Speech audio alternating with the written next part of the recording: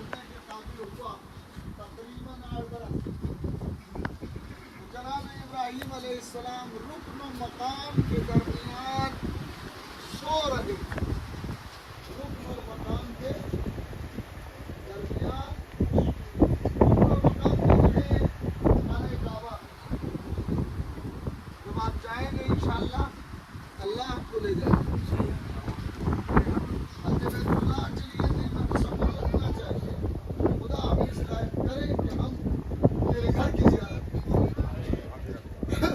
انشاءاللہ جب تصور کریں گے اور مسلسل دعائیں کریں گے تو اللہ دعا کو قبول بھی کرے گا. اور یہ نہ سوچئے جب دعا قبول ہو جائے کہ ابھی ایک بیٹی رہ گئی ہے 2 بیٹیاں رہ گئی ہیں ان کی شادی کر لیں پھر جائیں گے. نہیں، یہ نہیں سوچا جاتا، بلکہ یہ سوچا جاتا ہے کہ اللہ نے ہمیں آج حج کرنے کے قابل کیا ہے تو ہمیں حج کر لینا چاہیے.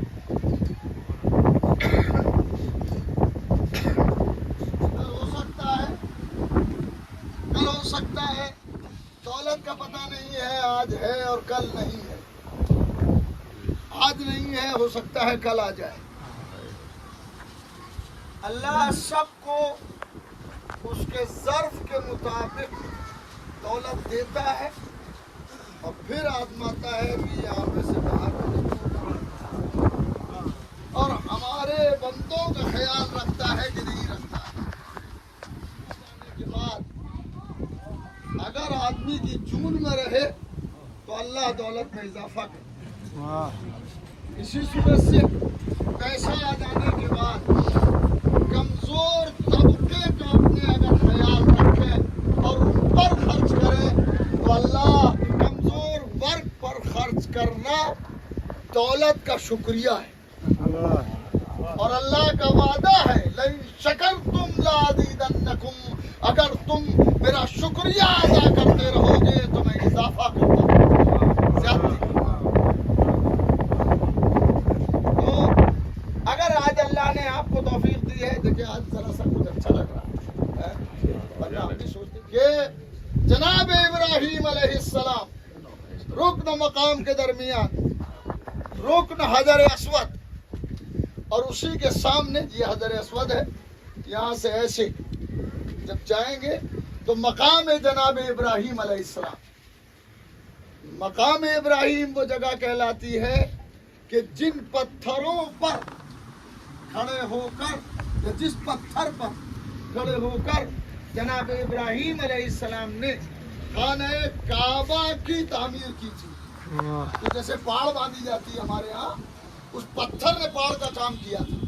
اور اس کی خصوصیت یہ تھی کہ جیسے جیسے دیواریں بلند ہوتی جاتی تھی وہ پتھر کو کبھی بلند ہوتا. پتھر تو بہت بلند، اس میں اہمیت تو ہے نا. اللہ نے اسے حج کا صلوات پڑھے محمد والے.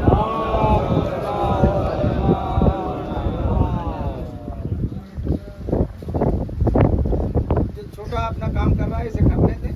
جناب ابراہیم علیہ السلام مقام اور رکن کے درمیان سوئے ہوئے تھے. خواب میں دیکھا میں بیٹے کو ذبح کر رہا ہوں. مدتوں بعد بیٹا ہوا تھا، 90 اور 100 برس کی عمر ہے تقریباً جناب ابراہیم علیہ السلام کی. اس عمر میں جانے کے بعد اللہ نے بیٹا دیا اور اب کہہ رہا ہے کہ تم اسے ذبح کرو، میری راہ میں قربان کرو اسے. سوئے ہوئے تھے. اب سونے کا معاملہ یہ تھا کہ خواب ہے آ گیا ہوگا، مگر نہیں، یہ خیال رہے.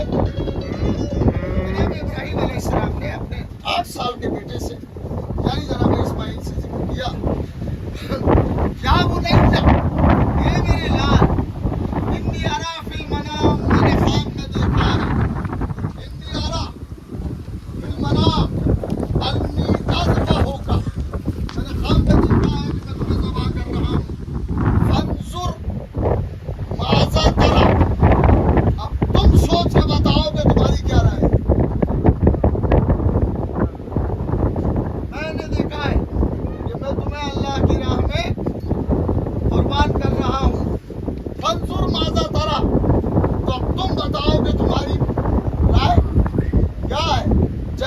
ہی جناب اسماعیل نے سنا، پلٹ کے کہا یا ابت افعل ما تؤمر، اے بابا جو آپ کو حکم دیا گیا ہے اس پہ عمل کیجیے، اسے بدل آئیے۔ جناب ابراہیم علیہ السلام اپنے بیٹے کو لے کے چلے، صلوات پڑھے محمد۔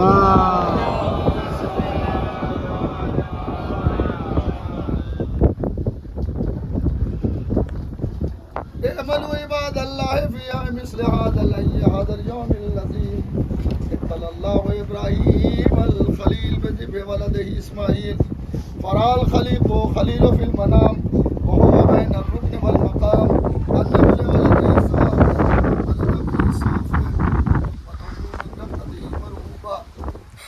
ومن منامه مرغوبا وقال لبنيه إني أرى في المنام آيانا أني أذبحك قربانا فانظر ماذا ترى يا سيد الورى وقال يا أبت افعل ما تؤمر ستجدني إن شاء الله من الصابرين لا تكن صابرا أنني لئلا تراه شفقة أمي وكان عليه السلام ببنيهما قالوا إلى يا قميص مصليا فقل لهما إن ابنك نقله الله الكريم إلى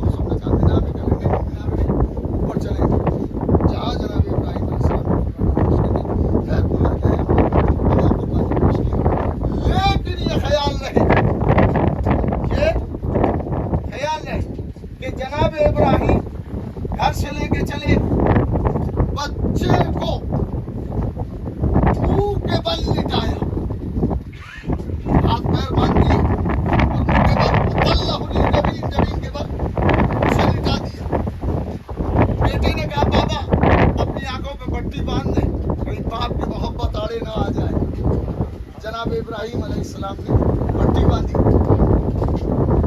گلے میں چھری رکھی،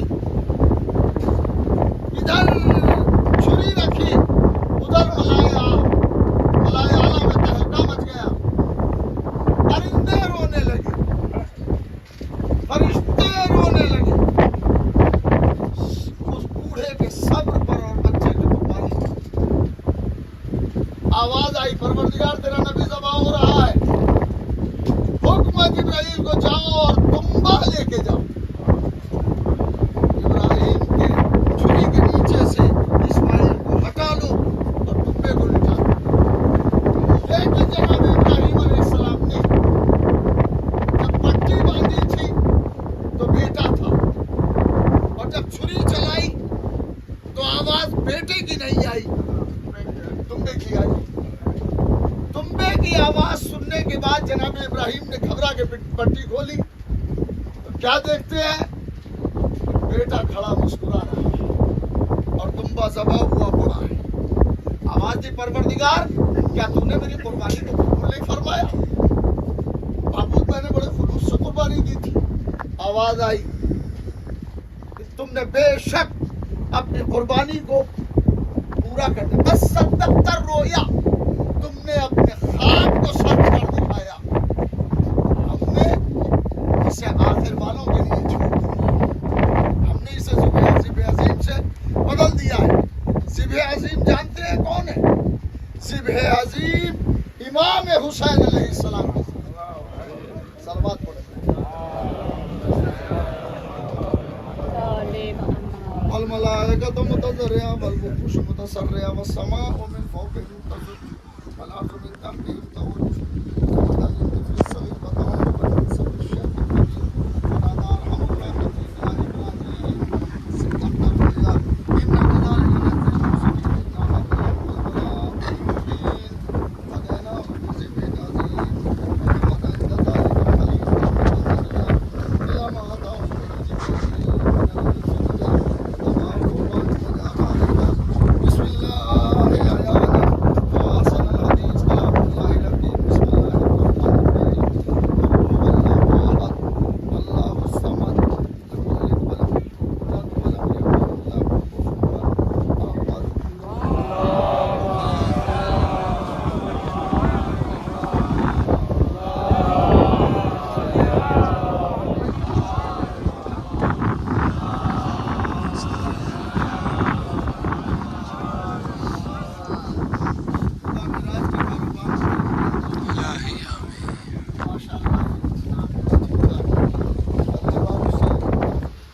اس لیے کہ یہ زندگی فانی ہے, ختم ہو جانے والی ہے.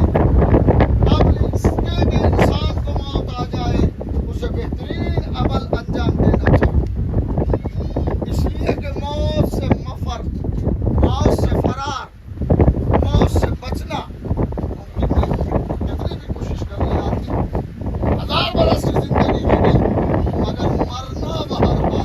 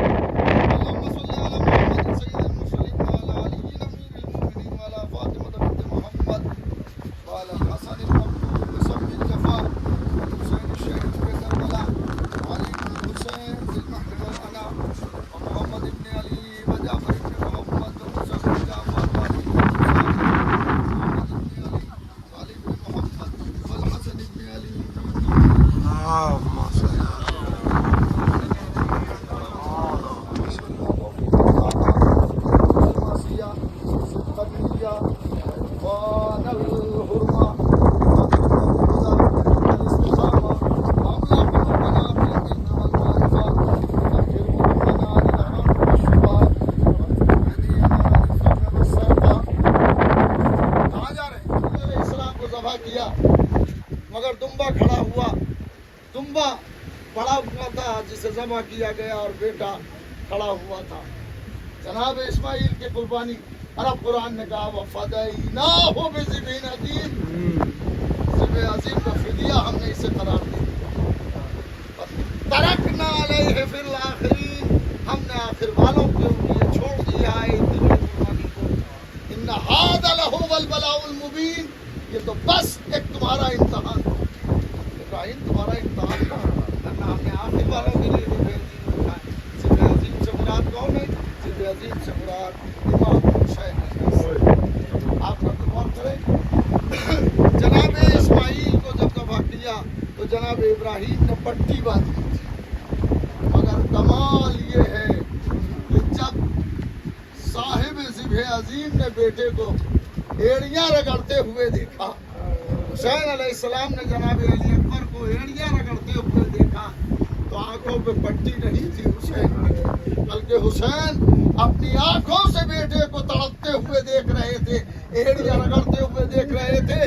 تاریخ کا بیان یہ ہے کہ جب حسین لاشِ علی اکبر پہ پہنچے تو علی اکبر نے سینے پہ ہاتھ رکھا ہوا تھا.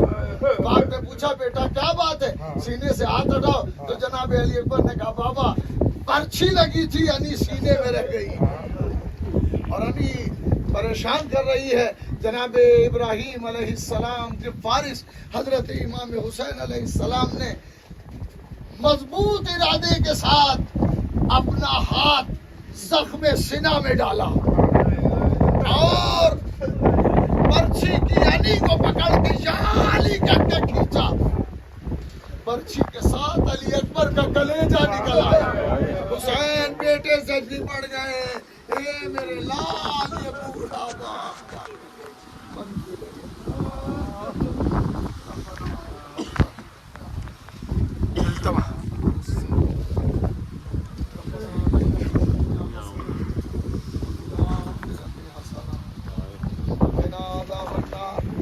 پروردگار ہمارے پر دین پر رحمت نازل فرما.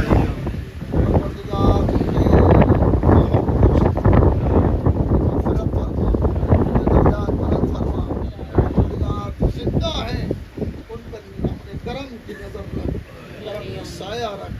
پروردگار وہ بیماریوں سے بچے رہیں, وہ ترقیاں کریں, کہ بچے پڑھے لکھیں اور ترقی کریں. اس میں برکت عطا فرما, اس میں وسعت عطا فرما. پروردگار ہم تیرے بندے ہیں, بے شک گنہگار ہیں, یقیناً گنہگار ہیں, مگر تو بڑا رحم کرنے والا ہے. پروردگار ایک عاصی گنہگار اگر تجھ سے نہ مانگے گا تو پھر کس سے مانگے گا. پروردگار ہمارے گناہوں کو معاف فرما اور ہمارے رزق میں وسعت عطا فرما اور ہماری حفاظت فرما. ربنا تقبل منا انک انت السمیع العلیم. ہمارا آگے بھی